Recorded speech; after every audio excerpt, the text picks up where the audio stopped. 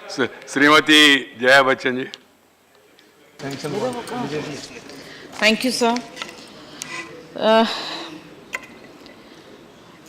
I think it's a very interesting bill, and I would like to ask a few questions to the Minister. What was the criteria behind selecting these places, these cities?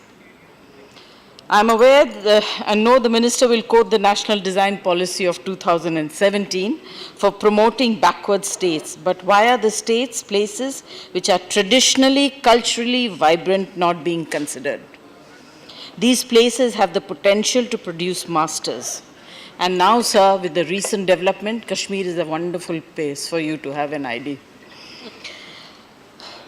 Sir, the best example for something like this is Shantiniketan, which was started by Rabindranath Tagore, but unfortunately, it is in a very, very bad condition at the moment.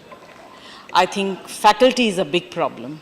As Jairamji already said, that is one of the most important things before we start opening up these grand institutions, is to first find the faculty. If we don't have good faculty, I don't know whether we'll be able to produce good children, good students. Second is government interference. I think government interference in these kind of institutions always create a problem. Because the minute the government starts handling these institutions, they bring in bureaucracy, which gets involved in the system of working, which is not healthy for any institute. I'll give you the example of FTII. I'm a student of Film and Television Institute of India. It used to be, when I was there, it was only Film Institute of India, specifically. Then the government decided that they need to milk that institution. They brought in television. Total chaos. The environment was ruined. Ugly buildings came up. And these things have terrible effect on creative minds. It was, after that, there were protests, because then, you know, the head of the institute was brought in, a bureaucrat who necessarily didn't have a artistic inclination, caused a lot of problems, and you are aware, Javadekar ji is not here, but he would know that there have been so many problems in the Film Institute. So I would really request you to see that the government does not interfere too much in it. How will you, sir, bridge the disconnect between the academics and the practices? You are educating children, you're educating young students, you're influencing young minds, but when they come out of the institute and they innovate products, they design products, how are you going to provide for them to market what they design? Now, we have no Indian branding for any of our designs, of course, except yoga and some herbal medicines which are being hijacked by other countries.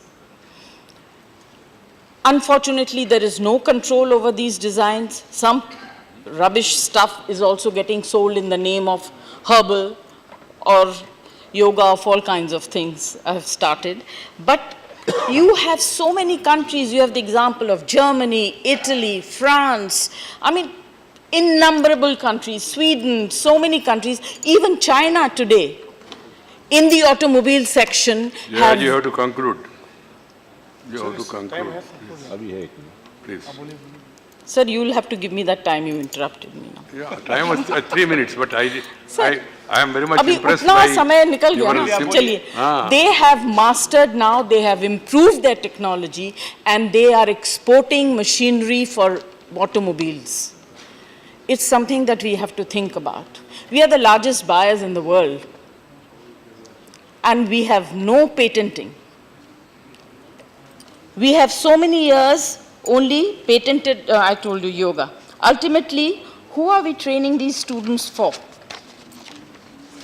And what are we training the students for?